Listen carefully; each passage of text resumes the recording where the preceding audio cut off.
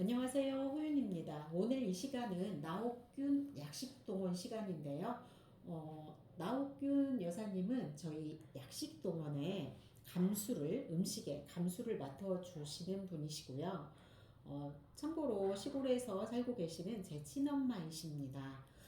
약식동원이라고 하는 것은 이제 제가 풀이를 해드리면 양약자의 식은 음식식, 동은 같을 동, 한 가지 동, 원은 근원원, 한 뿌리. 그래서 약과 음식은 한 뿌리이다. 그래서 즉 음식이 곧 보약이다라는 그런 뜻을 지녔습니다. 자, 그래서 오늘 같은 경우에는 약식동원 시간에 특별히 저희 스승님 제자분이신 일본 제자분이시거든요. 어, 카토님께서 같이 자리를 해주셨습니다. 자, 카토님 안녕하세요. 네, 안녕하세요. 네, 안녕하세요. 제가 항상 그 약식동원에서 소개를 드릴 때마다 이제 사주팔자를 같이 살펴보면서 이분께 가장 보약이 되는 음식을 추천을 드리는데 오늘은 서두에 제가 고사리에 대해서 설명을 좀 드려보고 나서 사주팔자로 말씀을 드려볼게요. 자, 고사리라고 하는 것은 누구나 다 알고 있잖아요. 그런데 그 약성에 대해서는 잘 모르고 계시더라고요. 근데 예로부터 이렇게 전해 내려오는 이야기가 뭐 스님들께서 주로 드신다라고 하는 그런 음식입니다. 왜 그런지를 제가 한번 이렇게 공부 차원에서 찾아서 이렇게 살펴보니까 이유가 있더라고요. 자, 고사리 자체는 열성 음식이 있고 그 다음에 차가운 냉한 그런 성질을 지닌 그런 음식이 있는데 고사리는 차가운 성질을 지녔다라고요. 그래서 어떤 열을 좀 내려주는 그런 역할을 하고요. 그러다 보니까 이 대체적으로 염증 자체가 뭐 냉증에서도 오기도 하지만 열증에서도 오는 염증이 생기거든요. 그래서 고사리가 항염작용에 아주 탁월하다고 합니다. 비타민 A와 또 비타민 E도 굉장히 많이 함유가 되어 있고요. 만성염증에 아주 탁월함을 지니는 그런 음식인데, 어, 아까 말씀드린 것처럼 열증을 좀 내려주다 보니까 고혈압, 또 그 다음에 음어증이신 분들, 그 다음에 피가 좀 탁하신 분들, 또 그 다음에 상기증으로 인해서 기가 위로 이렇게 가슴 위쪽으로 올라오면서 상기증으로 인한 두통, 머리가 항상 이렇게 무겁고 막지 못하고 그러신 분들한테도 굉장히 좋습니다. 참고로 말씀드리면 이렇게 찬성을 지니기 때문에 머리를 굉장히 맑게 해주는 그런 역할을 한다고 하니 그 공부를 많이 하시는 수험생에게도 굉장히 좋은 음식이더라고요. 자, 여기까지 고사리에 대해서 좋은 어떤 효능 부분에서는 말씀을 드리고요. 제가 사주팔자로 말씀을 드려볼게요. 자, 을목의 축토, 을축년, 신금의 사화, 신사월, 정화의 미토, 정미일, 정화의 미토, 정미시에 태어나신 분이십니다.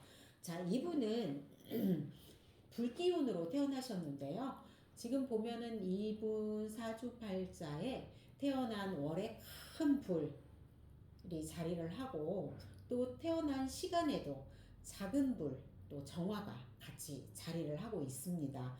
지금 보면은 태어난 연에 자그마한 나무가 있는데 그 나무가 태어난 월에 큰 불에 또 땔감으로 던져지고 있고요.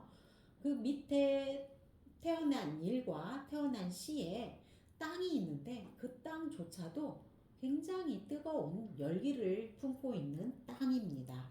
그러다 보니까 이분에게는 굉장히 불기운이 강한 사주팔자가 되었어요. 이런 사주팔자를 지니신 분 같은 경우에는 어, 몸에 열증이 굉장히 심합니다. 이런 분들이 갖고 있을 수 있는 그 질병 자체가 열증으로 인해서 상기증이 될 수가 있거든요. 그 열이라고 하는 건 위로 이렇게 치솟는 그런 기운이거든요. 그래서 상기증을 갖고 있을 수 있고 또 그 다음에 이분 같은 경우에는 사주 자체에 물 기운이 없다 보니까 피가 굉장히 탁해요. 네. 또 피가 탁하면서 그 피가 온 몸으로 돌아야 되는데 맑은 피가 돌아야 되는데 맑은 피가 가지를 못하니까 머리도 굉장히 무겁고 탁합니다. 머리가 막지 못해요. 그리고 이제 이분 같은 경우에는 혈압도 이제 피가 이렇게 깨끗해야 되는데 피가 깨끗하지 못하면 혈관 자체가 피가 맑은 피가 흐르지를 못하니까 피에 흐르는 압이 굉장히 높아지거든요. 그래서 고혈압도 올 수 있고요. 이분 같은 경우에는 음어증으로 좀 고생을 할 수가 있고요.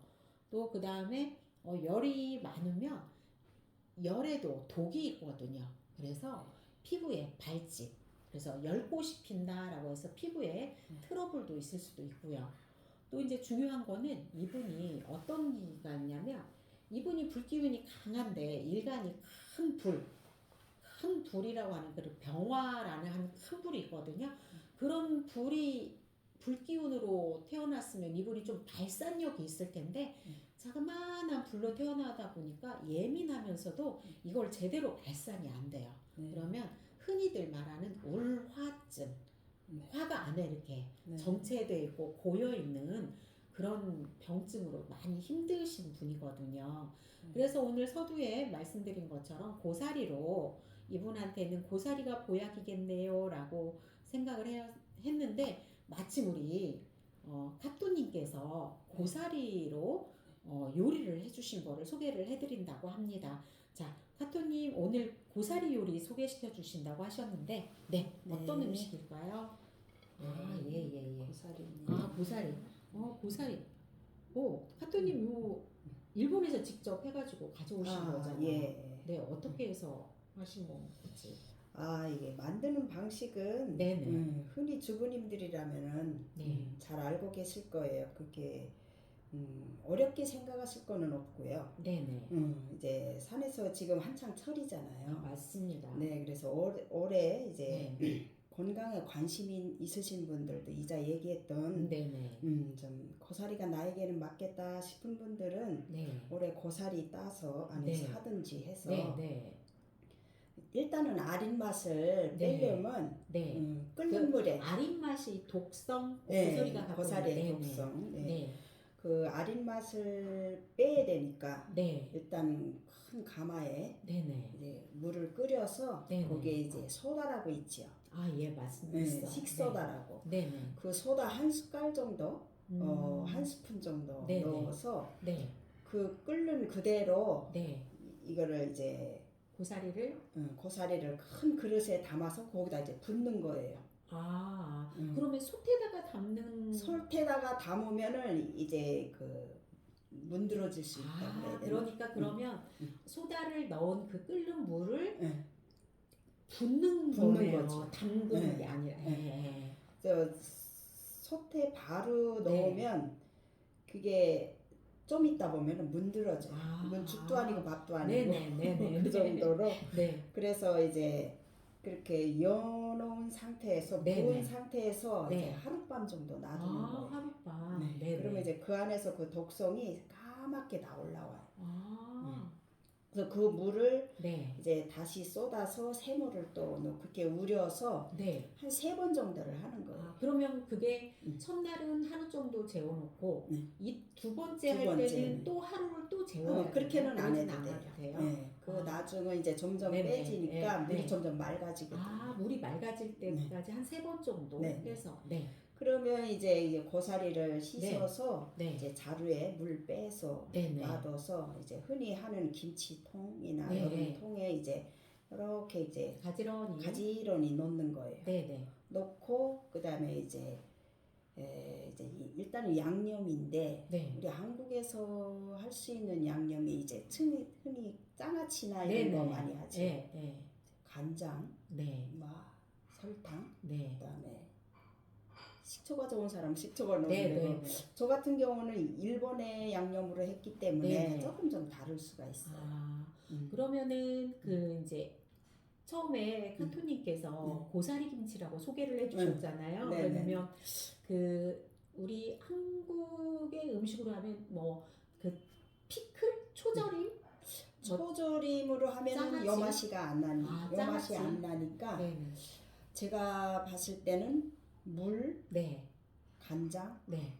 설탕 네. 요걸로 간을 맞추면 요 맛이 나오지 않을까 생각이 네. 하여튼 저는 오늘 저희 이제 카토님께서 이렇게 고사리 김치라고 하는 부분을 소개를 해주셨는데 굉장히 생소했거든요. 근데 맛이 상당히 좋아요. 아주 깔끔하고. 근데 이제 오늘 이제 요를 공부를 하면서 고사리가 이렇게 좋구나.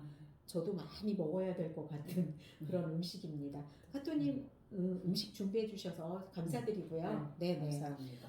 다시 한번 말씀을 드리면 고사리라고 하는 것은 수험생에게도 굉장히 좋은 음식이어서 우리 엄마들께서 공부하시는 머리를 많이 쓰고 있는 수험생들이 머리 맑아지게끔 이렇게 고사리 요리도 많이 해주시면 좋을 것 같고 저희는 흔히들 이렇게 고사리를 데쳐가지고 나물만 했는데 이렇게 또 김치식으로 이렇게 맑은 김치식으로 담아서 먹는 방법도 오늘 소개를 해드렸습니다. 자, 오늘 우리 카토님 음식 준비해 주셔서 감사드리고요. 네, 참고하세요. 감사합니다. 네.